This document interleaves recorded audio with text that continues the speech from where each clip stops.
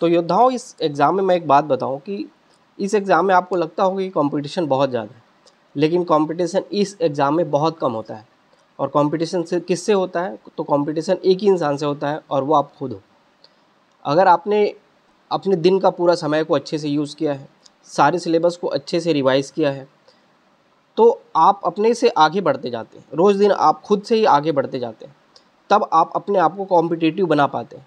इस एग्ज़ाम में देखो कितनी 3-3,500 लोग एग्ज़ाम देते हैं और उसमें आपका एक कॉम्पिटिशन है।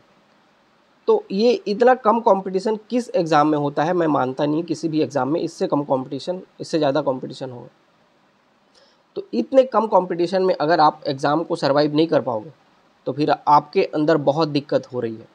तो आप विकट से विकट परिस्थिति में भी अपने पूरे दिन का बहुत अच्छे से यूज़ करोगे ना, तो आप आराम से बहुत आगे बढ़ सकते हो। तो आप लोग कुछ लोग देखते होंगे कि कुछ लोग बहुत बिज़ी रहते हैं, बहुत काम करते हैं, लेकिन फिर भी एग्ज़ाम को क्लियर कर लेते हैं। उसमें अंतर यही रहता है कि वो अपने जो बचे हुए टाइम होते हैं उसको क्वालिटी टाइम यूज़ करके पढ़ाई करते हैं, और जो स्टूडेंट सिर्फ पढ़ाई करते हैं वो अपने समय को बहुत ज़्यादा वेस्ट कर देते हैं। तो आपको समय बिल्कुल भी वेस्ट नहीं करना है और पूरा अच्छे से डेडिकेटेड वे में पढ़ाई करना है, तभी आप जाके कॉम्पिटिटिव हो पाओगे। तो इसमें भू राजस्व संहिता में मैंने आपको धारा 13 बोला, कुछ लोगों को धारा 13 मिला नहीं, तो आप धारा 13 लिख लो, मैं बता रहा हूँ, बोल रहा हूँ, लिखो।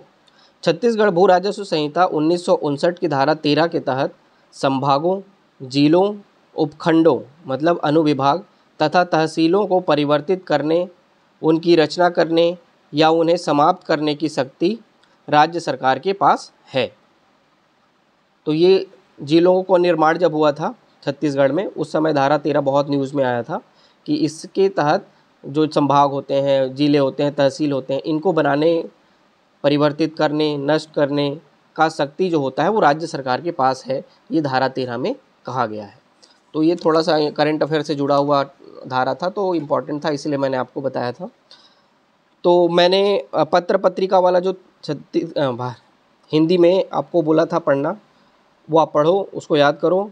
मैंने रोज़ दिन 2-2 बार सिर्फ पढ़ा है, याद करने के उद्देश्य से नहीं, सिर्फ पढ़ता था और 1 महीने में जाके याद हुआ। तो अगर आप सोच रहे हो कि वो 1-2 दिन में रट के बैठ जाऊंगा, याद हो जाएगा, तो ऐसा नहीं है। उसको रोज़ दिन एक बार बस पढ़ो और वो आपको देखना 30 दिन में याद हो जाएगा। आपको बस पढ़ना है, याद नहीं करना है। 2 क्वेश्चन 5-6 बता रहा हूँ, आप उसके आंसर लिखना। हिंदी प्रदीप कौन लिखा है? सरस्वती के बारे में लिखना।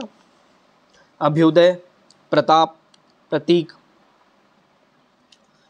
कर्मवीर, पहल, परख, नया ज्ञानोदय, इनकी रचनाकारों के आप नाम लिखो और फिर से एक बार अब पढ़ना। और आज आपको पढ़ना रहेगा क्या? हिंदी साहित्य काल इतिहास विभाजन, जो मैंने नोट्स दिया है वो, जो वीडियो प्रोवाइड किया है वो वीडियो से देखो, कॉन्सेप्ट को समझो, नोट्स को पढ़ो और उसको 2 दिन का टारगेट लो, आज और कल में आप उसको ख़त्म करने का प्रयास करना। तो हम लोगों ने पत्र पत्रिका पढ़ा, मुहावरा परसों ख़त्म किया है, मुहावरा पत्र पत्रिका आज ख़त्म कर रहे हैं। आप याद नहीं हुआ तो ये मत समझना कि हमारा ख़त्म हो गया अब हमको याद नहीं हुआ। आप रोज़ दिन इसको 1-1 बार पढ़ोगे तो तब आके आपको ये याद हो जाएगा। काल इतिहास विभाजन पढ़ो, 5 से 10 नंबर का सवाल वहाँ से बन जाता है। पत्र पत्रिका से 5 नंबर का सवाल बनता है। हिंदी साहित्य काल इतिहास विभाजन से 5 से 10 नंबर का सवाल बनता है। तो ये 2 टॉपिक अगर आप कर लेते हो तो 15 नंबर ईजिली सिक्योर कर लेते हो। तो आज इसको पढ़ो फिर से, और काल इतिहास विभाजन का नहीं समझ में आता है तो मेरी वीडियो देखो और उससे का समझने का प्रयास करो। नोट्स कंसाइज फॉर्म में लिख रखा है, उसी को बार बार पढ़ो और याद करने का प्रयास करो। इसके अलावा जो हमारा टारगेट रहेगा उसमें हम लोग वेस्टर्न फिलोसॉफी का 5 मैंने फिलोसोफर के नाम लिख के दिया है। अरस्तु, प्लेटो और सेंट एंसेल्म, ऐसा कुछ लोग हैं, फालतू फालतू लोग हैं, उन लोग के जो बोल रखे हैं उनको पढ़ो, बस पढ़ो, 5 बार पढ़ो, याद मत करना। 5 बार पढ़ना है आपको, याद तो होगा भी नहीं वो, तो 5 बार बस आप पढ़ लो। जब तक आप समझ के रखो, 30 बार उसको नहीं पढ़ोगे आपको याद नहीं होगा। और क्या क्या बोले हैं समझ में तब आएगा जब आप उसको 10 बार पढ़ोगे। तो मैंने जो लिख रखा है उसको पढ़ो, 5 बार पढ़ो, और जिसका पेपर 5 में कुछ छूट रखा हो उसको कंप्लीट कर लो। मैंने पेपर 5 में जो सीजी ज्योग्राफी का जो मॉडल आंसर है वो प्रोवाइड कर दिया है, जो मेरी तरफ से एक अच्छे से रिप्रेजेंटेशन हो सकता था, वो मैंने आपको लिख के दिया। आई होप कि उससे कुछ आप सीखेंगे। उसको देखिए, कुछ सीखने का प्रयास करिए और अपने अंदर इम्प्रूवमेंट लाने की कोशिश करिए। सीजी ज्योग्राफी में बार बार बोल रहा हूँ, बहुत स्कोरिंग सब्जेक्ट है, तो उसको ध्यान रखना है आपको।